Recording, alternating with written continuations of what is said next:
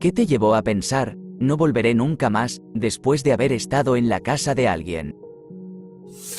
Mi esposa y yo recibimos una invitación a una fiesta por parte de una de sus compañeras de trabajo.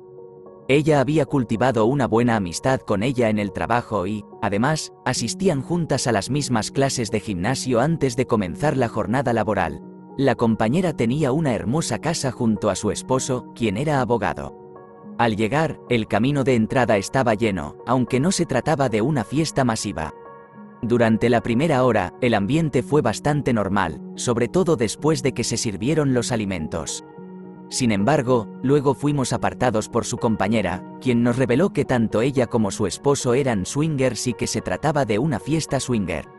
Nos dijeron que no teníamos que sentirnos presionados a participar, pero que estábamos más que bienvenidos a observar o hacer lo que nos pareciera. Inmediatamente decidimos marcharnos. La compañera actuó de manera completamente normal como lo hacía antes, pero desde entonces no nos ha vuelto a invitar a ninguna fiesta. Decidí unirme a un antiguo compañero de universidad para una noche de juegos en su nuevo hogar. Al llegar, descubrí que la noche de juegos consistía en un juego de rol en vivo con espadas reales, no las de goma espuma que había imaginado, sino auténticas y afiladas espadas de acero. Su sala de estar se había transformado en una arena interior, con los muebles empujados contra las paredes. Las personas iban ataviadas con armaduras completas y cota de malla, chocando espadas con una intensidad que dejaba abolladuras en el suelo de madera y astillas de pintura volando de las paredes. Era como vivir en una zona de guerra medieval. Mi amigo, completamente absorto, me entregó un casco y una espada, esperando que me uniera a la contienda. La preocupación por mi bienestar físico y mi falta de entrenamiento en combate me llevaron a declinar amablemente la invitación. En su lugar, pasé la velada esquivando estocadas desenfrenadas y copas en el aire. Me quedé con la firme resolución de que, si la próxima invitación no incluía juegos de mesa o controles, me quedaría en casa. Nunca volví. En aquel momento, éramos padres inexpertos, en la etapa de la niñez temprana con nuestros dos pequeños. Habíamos regresado recientemente a nuestro estado natal y, como consecuencia, mi esposo deseaba visitar a viejos amigos y reconectar. Uno de ellos era un amigo de la infancia, del tipo que se ha integrado prácticamente a la familia del otro. Al final, descubrimos que ellos también tenían dos pequeños. La bienvenida en el camino de entrada fue bastante amable, así que comenzamos a dirigirnos hacia el interior. El jardín estaba muy bien cuidado. Mis amigos tenían un coche en proyecto en su entrada. Todo parecía normal, sin embargo, al cruzar el umbral, me vi rodeada de un verdadero desastre. Me golpeó como un puñetazo, y yo crecí en condiciones de escasos recursos, con agujeros en el suelo, para ser exactos. Un aroma innegable y abrumador de orina de gato te golpeaba en el instante en que pisabas el suelo interior. Visualmente, era como si estuvieras en la película de Harry Potter, en esa habitación de cosas ocultas. Si había una pared, estaba cubierta de cajas de Amazon. Algunas abiertas, la mayoría cerradas. Los contenidos de las cajas abiertas invadían cada espacio visible donde se pudiera colocar algo.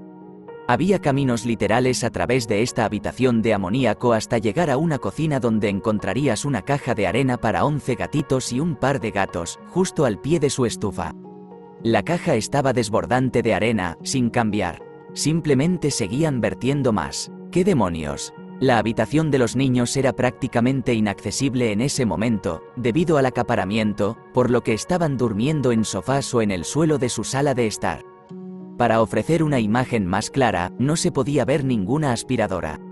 Saqué a los niños al exterior, incluyendo a los suyos, para jugar a las adivinanzas en un lapso de unos 3 minutos tras observar el estado de su hogar.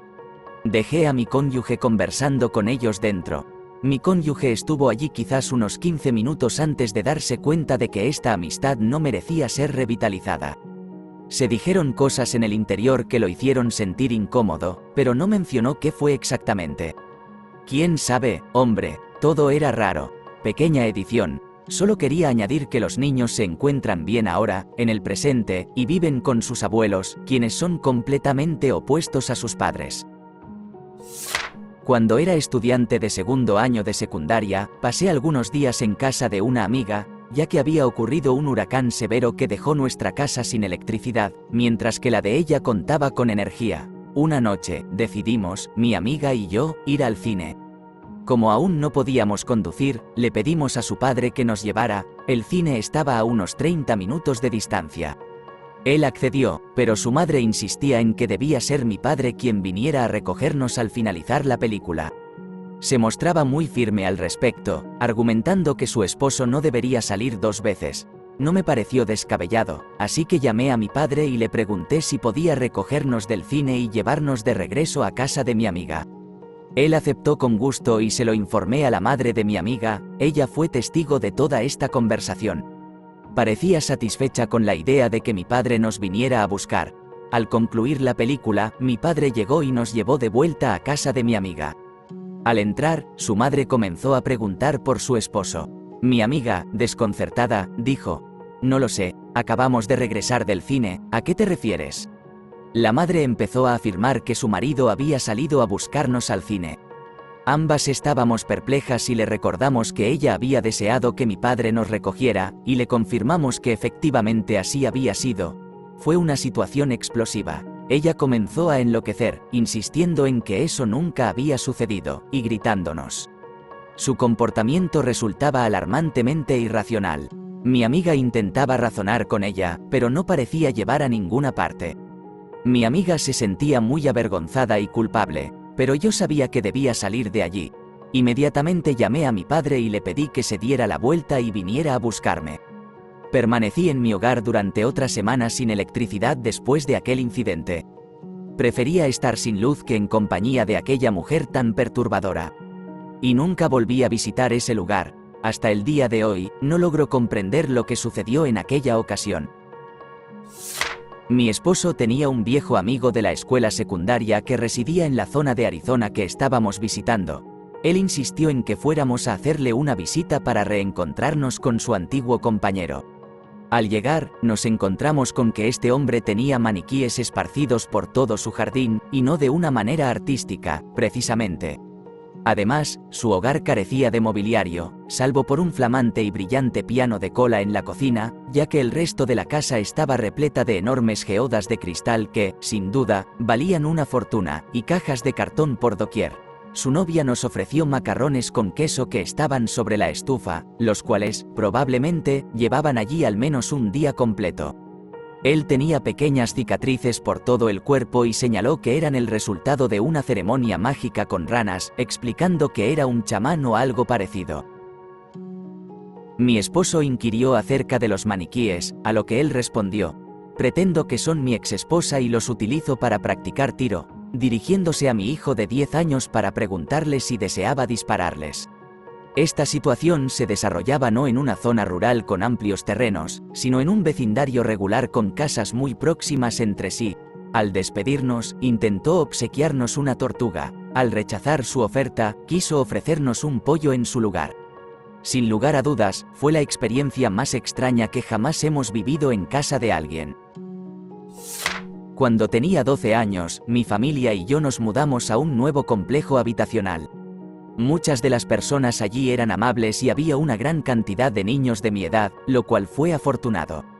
Así que pude conocer gente rápidamente. Hubo una chica llamada Gracie con la que hice amistad, y me invitó a pasar la noche en su casa. Mis padres estuvieron de acuerdo, ya que su apartamento estaba apenas a 2 edificios de distancia.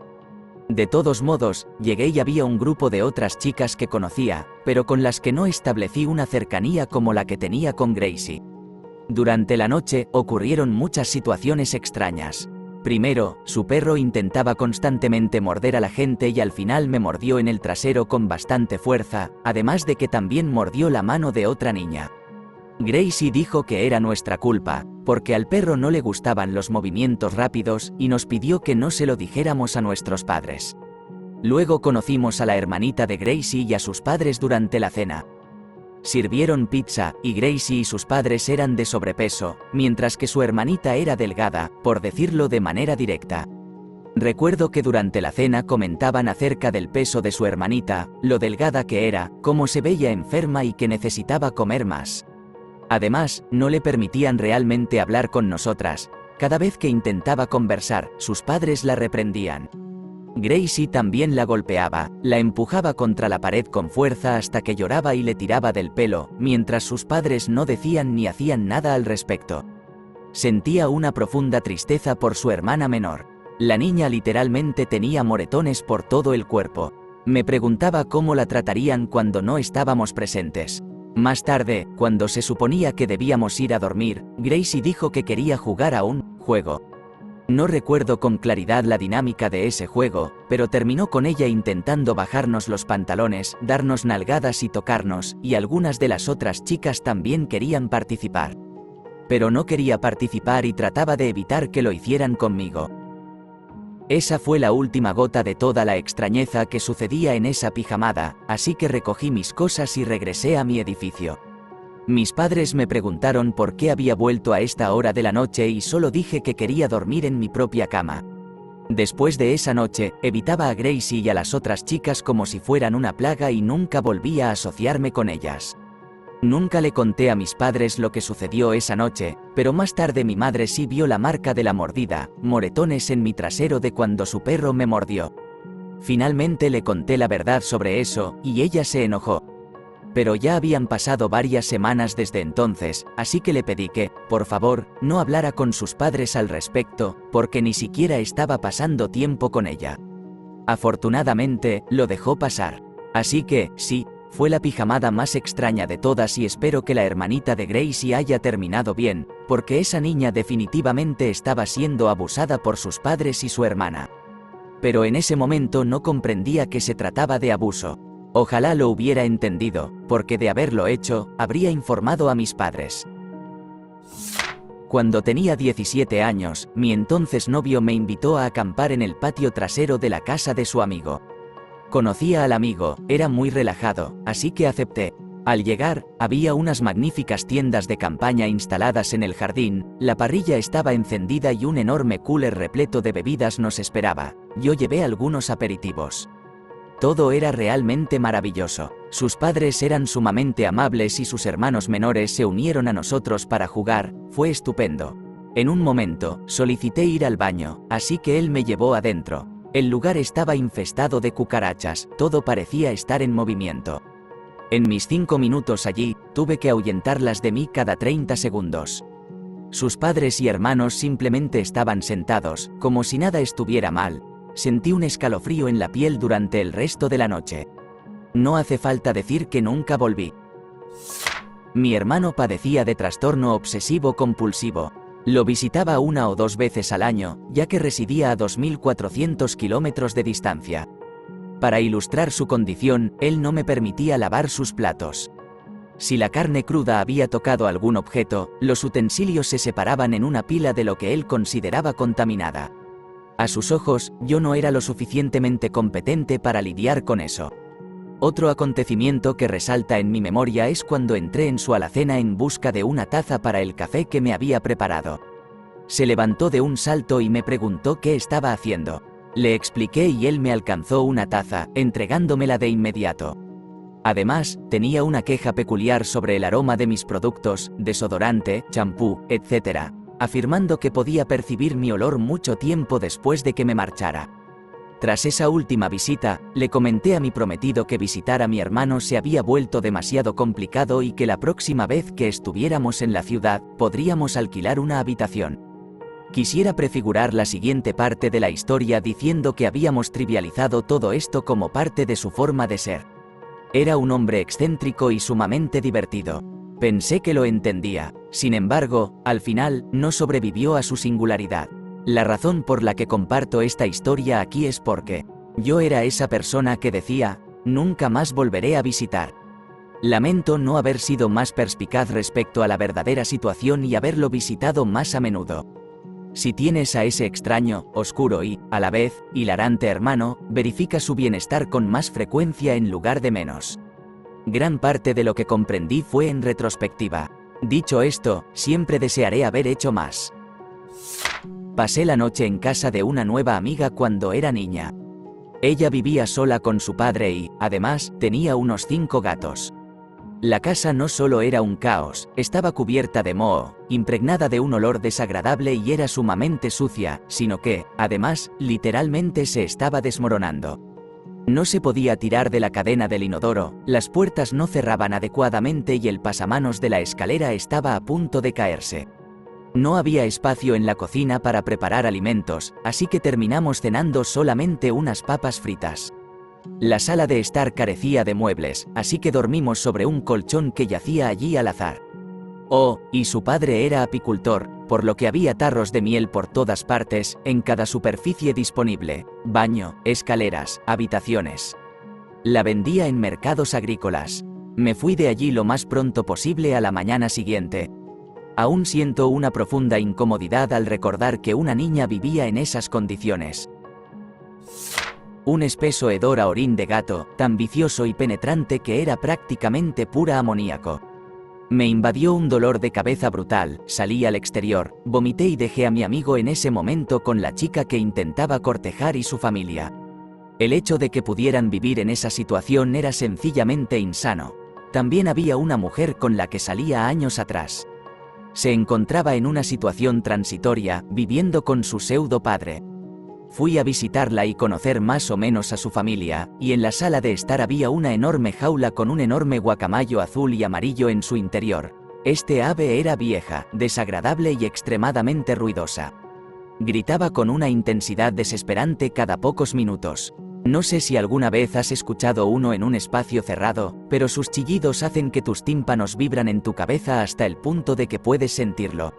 Además, era bastante evidente que este pájaro no estaba bien cuidado.